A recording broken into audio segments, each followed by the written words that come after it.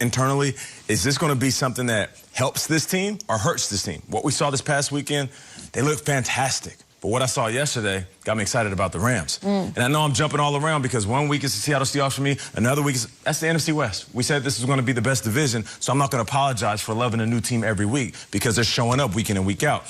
I'm not going to say clear-cut. There isn't any clear-cut dominant teams. Even the undefeated Pittsburgh Steelers aren't the clear-cut best team in the NFL. Their record says, and they're a great team, but I don't think there's any team that's clear-cut.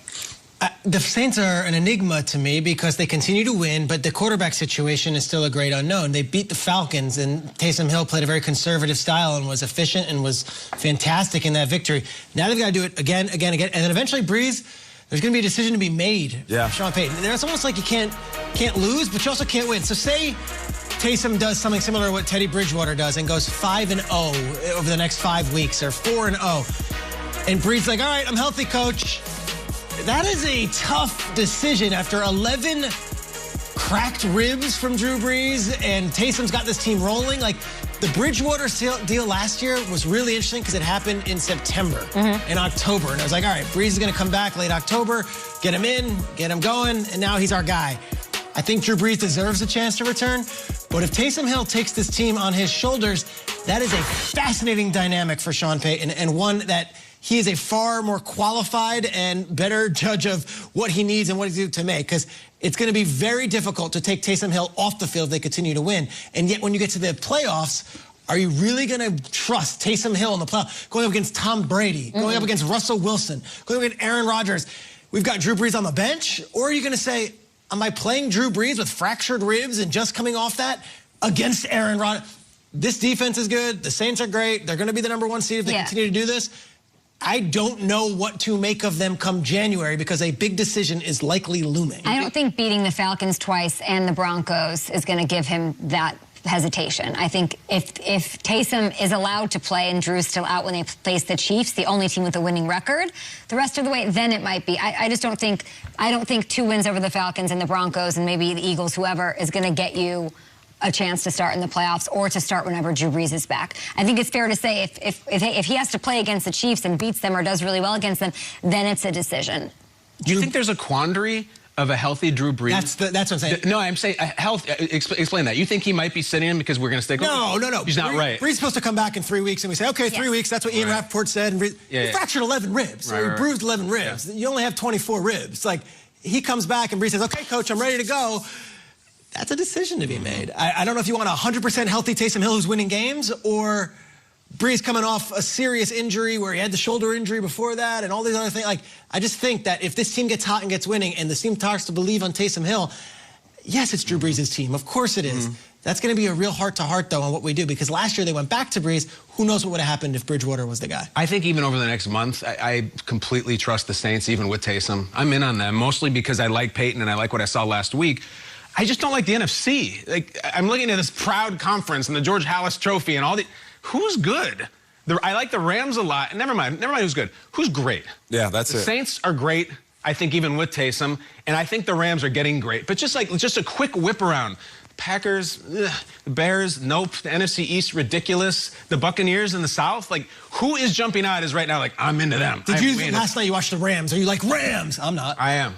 You think Rams got it? Yeah, I'll tell you why. I think right now is such a fun part of the NFL season because this is when you want to start looking about who's getting hot and who's playing well. Never mind the last couple of months, and everyone will be doing it in 3 weeks from now. Do it now. Look right now before you come down the stretch about who's playing defense, who's moving the ball up and down the field. I know Goff was a little shaky in the second half. We know what Goff is bringing to the table. What their defense is doing, I'm into them. I think they're going to win the conference, or rather the division. We'll see about the conference. Pick your team now, because this is when they get hot before December. I think it's critical. And other than the Saints and Rams, there's nobody I love in the NFC, and I love those 2 teams. Broncos, Falcons, Eagles, Vikings, Panthers. That's the schedule for the Saints and the Chiefs. It's good. Regular season's not the problem, right? Yeah. Like, the Saints, we know what their expectation is. What's great about the Saints is the embarrassment of riches, because last year when Drew Brees was out and he came in, just, vision him walking into the huddle. Teddy Bridgewater has to leave the huddle. He's your backup quarterback. He is now on the sideline. Great point. Drew Brees walks into this huddle now. It's like, hey, Taysom, no, Taysom, stay here. You're going to play wide receiver this play. Or you're going to play running back this play. Or you're going to be a quarterback, and I'll be out playing wide receiver. That's the luxury that they have when Drew Brees does come back. It's not removing Taysom Hill from the lineup. It's more just adding Drew Brees back in. At GMFB with your thoughts, everybody. Mike Garofalo is here to give us some updates. Mike, welcome. Some key players got put on the reserve COVID-19 list just yesterday. What is the latest with Adam Thielen? And then those Ravens running backs that I mentioned when I was doing my waiver wires.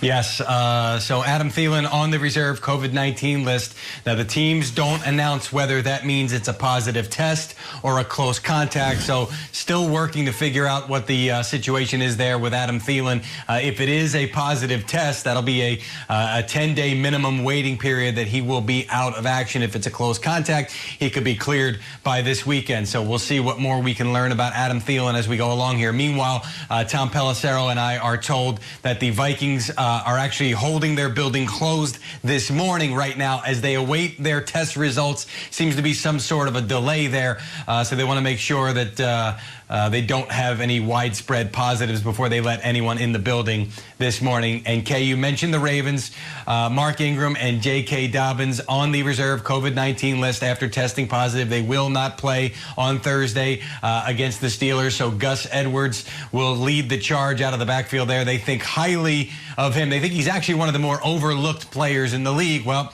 now's a huge spotlight and a chance for Gus Edwards to show everybody what he can do and certainly what he has done in the past. Brandon Williams, the defensive lineman, he was a close contact, so he went on the list. But John Harbaugh and the Ravens were confident that it was going to stop there. No word today if there's any more positive tests, but we will monitor that for you, Kay, throughout the day. Yeah, pick up Gus the Bus. He's available in 97% of leagues, 16 carries, 83 yards, and a touchdown in round 1 of this matchup earlier this year. That was week 8.